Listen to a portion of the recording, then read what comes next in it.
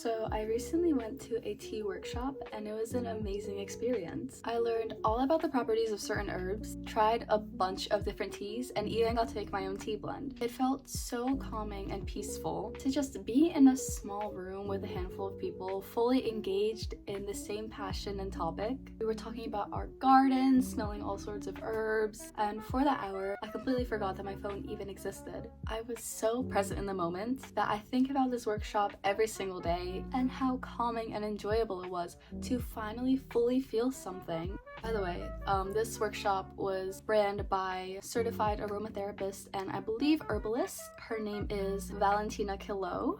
I hope I said that right. I will leave some of her info in the description because she was so lovely and amazing to talk to and she's so informed. But because of how present I felt during the experience, I had to tell my philosophy teacher about it. I sent him a long email about the experience and the only thing that he said in response was, "I have a book for you." This was the book that he gave me, the Book of Tea. And although I haven't finished the book, I would like to share some of the insights as well as relating it to my experience at this tea workshop because I realized that I was kind of doing tea a little bit wrong this whole time, so let's talk about it. Tea began as a medicine and grew into a beverage. In China in the 8th century, it entered the realm of poetry as one of the polite amusements. The 15th century saw Japan ennoble it into a religion of aestheticism, teaism.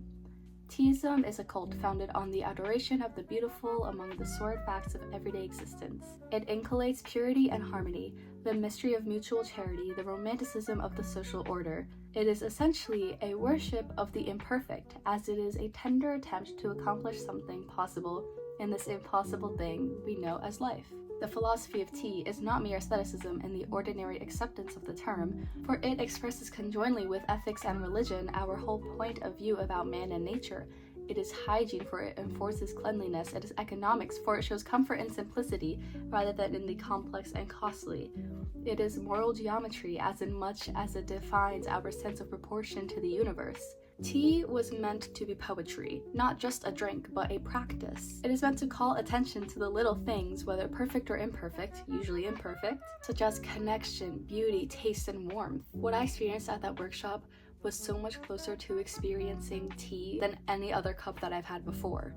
It encapsulated connection, beauty, wonder, passion. There was so much more than just making a drink and drinking it.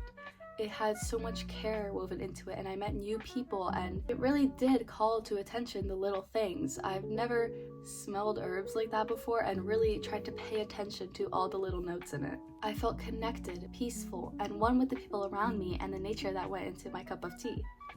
Much comment has been given lately to the code of the samurai, the art of death, which makes our soldiers exult in self-sacrifice. But scarcely any attention has been drawn to teaism, which represents so much of our art of life. Tea, as it was known in the East, was a practice of appreciating life, taking it slow to notice the little things, having patience while waiting for the tea to cool, and noticing the pleasure of every sip, as they should notice every bird and flower and raindrop around them. I was talking to my friend Caitlin, who I will link in the description, about this video that I'm making and the practice of teaism, and she told me that in Korea, they have teeny tiny teacups that they will drink out of. They don't have handles because if the cup is hot, then the tea is too hot to drink. When you drink it, you have to take exactly 3 sips. If you try to drink it all in one gulp, which is possible with how small these cups are, you're not taking the time to drink it. You're not really enjoying it. You're not being patient with it. You're not noticing all the little things about the tea, and that is really what tea is about.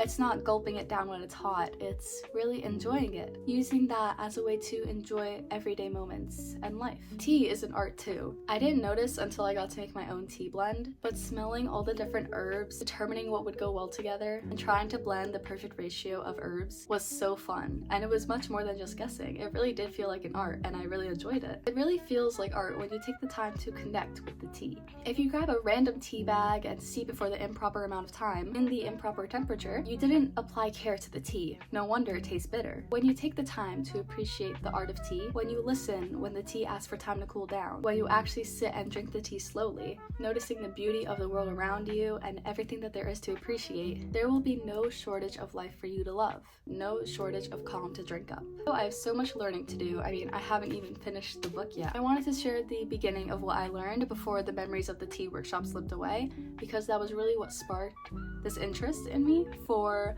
really getting to know what it's like to actually enjoy tea and to drink it properly. Thank you so much for watching. I hope that you enjoyed. Have an amazing day, and I love you so much. Bye!